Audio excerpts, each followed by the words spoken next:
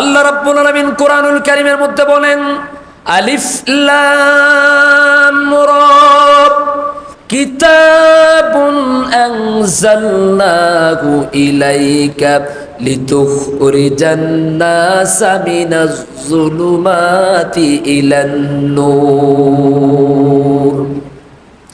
কিতাবুন আনজালনাহু ইলাইকা, হে রাসূল, আমি আল্লাহ রাব্বুল আলামিন আপনার উপরে কিতাবটা নাজিল করেছি, কোরআন অবতীর্ণ করেছি।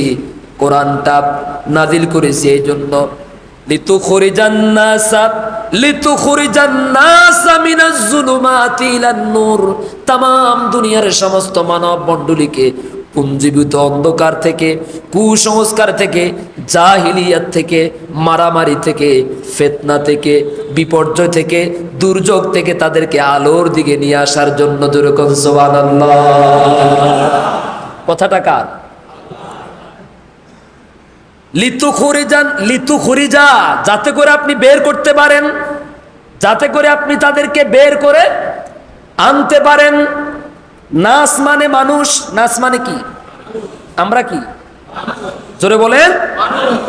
লিতুখরিজান নাসা মিনাজ যুলুমাতি, যুলমাতুন শব্দটি এক বচন, বহু বচনে যুলুমাত। যুলমাতুন শব্দের অর্থ হচ্ছে অন্ধকার, যুলুমাত শব্দের অর্থ কি? এই অন্ধকার থেকে, এই জাহিলিয়াত থেকে, অজ্ঞতার সমাজ থেকে, কুসংস্কারে পরিপূর্ণ এই সমাজ থেকে, যাতে করে কোরআন নামক এই আলোক বর্তিকা দিয়ে সমস্ত মানুষগুলোকে আলোর দিকে নিয়ে আসতে পারে। তাহলে কোরআনের কাজ হচ্ছে মানুষকে অন্ধকার থেকে আলোর পথ দেখানো। সুবহানাল্লাহ বলেন। কোরআন, আজকের আলোচনা থেকে আমরা এক নাম্বার শিক্ষা পেলাম যে কোরআনের কাজ হলো মানুষকে অন্ধকার থেকে কিসের পথ দেখানো? আমরা কি সবাই আলোর পথে যেতে রাজি আছি ইনশাআল্লাহ? এই জন্য আমরা স্লোগান দেই, আল কোরআনের আলো ঘরে ঘরে। আর কোরআন এমন এক কিতাব, যে কিতাব আমাদের জীবনকে আলোকিত করে দেয়। যে ব্যক্তি কোরআনকে যতটুকুন সম্মান করেছে, যে ব্যক্তি কোরআনকে যতটুকুন মর্যাদা দিয়েছে, সম্মান দিয়েছে, কোরআনকে যতটুকুন বুঝার চেষ্টা করেছে, আল্লাহ তাআলা তাকে ততটুকুন আলোর পথ দেখিয়েছেন, সম্মান দিয়েছেন। সুবহানাল্লাহ বলে। আপনি ব্যক্তিগতভাবে কোরআনকে যদি ফলো করেন, আল্লাহ আপনার জীবনকে আলোকিত করে দিবেন। আর আপনি যদি শুধু নিজের ভিতরে আলোকে সীমাবদ্ধ না রেখে নিয়ত করেন, আমি আমার পরিবারের মধ্যে কোরআনের আলো জ্বালাবো, তাহলে সেইভাবে কোরআনের নীতিমালা দিয়ে আপনি আপনার ঘরটাকে সাজান, আল্লাহ কোরআনের আলোতে আপনার ঘরটাকে আলোকিত করে দিবে। আপনি উদ্যোগ নেন, আগে আমি আমার ঘরটাকে কোরআনের আলো দিয়ে সাজাবো। এরপরে আপনি উদ্যোগ গ্রহণ করেন, আমি আমার সমাজকে জাহিলিয়াতের সকল প্রকার কুসংস্কার থেকে, অন্ধকার থেকে আমি আমার সমাজকে আলোকিত করব। আমি আমার সমাজকে অন্ধকার থেকে আলোকিত করব। যদি আপনি নিয়ত করেন, তাহলে সংঘবদ্ধভাবে আল্লাহর রজ্জুকে আঁকড়ে ধারণ করুন। এরপরে সেই সমাজের মধ্যে কোরআনের দাওয়াত প্রচার করুন। আল্লাহ রাব্বুল আলামিন আপনার সমাজকে কোরআনের আলোকে আলোকিত করে দিবে। এইভাবে করে প্রত্যেকটা মানুষ তার ব্যক্তি, পরিবার, সমাজ এবং রাষ্ট্রের সব জায়গায় যদি কোরআনের আলো প্রতিষ্ঠা করার জন্য, কোরআনের আলো জ্বালাবার জন্য প্রচেষ্টা করে, আল্লাহ তাআলা সেই সমাজ, সেই দেশটাকে কোরআনের আলোতে আলোকিত করে দিবে। আর ওই দেশের মধ্যে কোনো মানুষ অন্ধকারে থাকার কোনো সুযোগ থাকবে না। আমরা সবাই চাই কি চাই না? আল্লাহর কোরআনের আলো দিয়ে পুরা দেশ আলোকিত হোক, এটা আমরা চাই কি চাই না?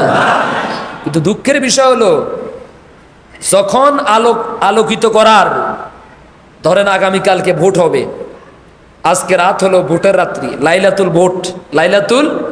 ভোট। এই রাতে ফজর পর্যন্ত, মাগরিবের পর থেকে ফজর পর্যন্ত প্রার্থীরা টাকার বান্ডিল নিয়ে মানুষের বাড়িতে বাড়িতে, বাগানে বাগানে দৌড়াদৌড়ি করে। যদি এটা এদিকে হয় না, আমাদের ওদিকে আছে।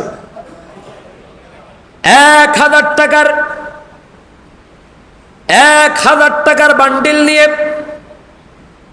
ওই সমস্ত মানুষগুলো তখন রাতের বেলা দৌড়াদৌড়ি করে, সকল প্রার্থীরা মানুষের দ্বারে দ্বারে দৌড়াদৌড়ি করে কার কাছে গেলে 10টা ভোট বেশি পাওয়া যাবে তার কাছে যায়। কিন্তু দুঃখের বিষয় হলো এত ওয়াজ করি, এত তাফসির করি, এত কিছু আমরা, হাজার হাজার বক্তারা ওয়াজ করেন, এই জাতির ইমানকে ঠিক রাখার জন্য কত মানুষ কত তাফসির মাহফিলের আয়োজন করে। আফসোসের বিষয় হলো যতই ওয়াজ করি ইমান ঠিক রাখার জন্য, ভোটের আগের দিন রাতে 1000 টাকার নোটের একটা কোনা দেখলে আর মুসলমানের ইমান ঠিক থাকে না। যত ওয়াজই করি 1000 টাকার নোটের কোনা দেখলে ইমান আর, সে যে মুসল্লি এটাও ভুলি যায়, ঠিক কিনা বলেন?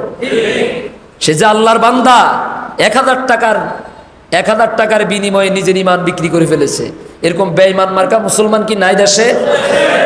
যদি না থাকতো তাহলে বারবার একই বেনামাজিগুলো, একই দুর্নীতিবাজগুলো বারবার চেয়ারে আসতে বসতে পারতো।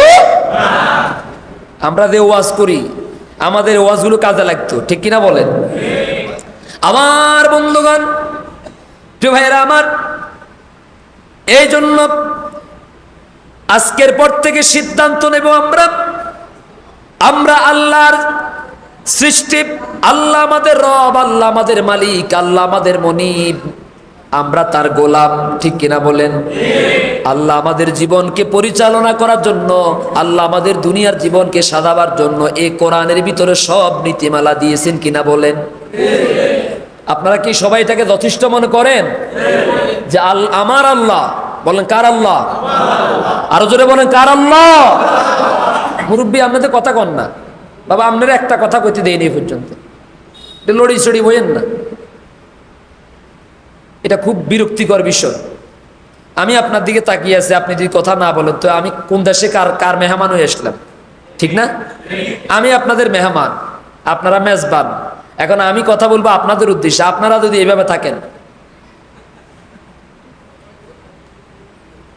এটা কি বিরক্ত লাগার কথা না? আমার কাছে তো লজ্জা লাগে যে আসলে আমি কার বাড়িতে আসলাম। যাই হোক, এখন খেয়াল করেন,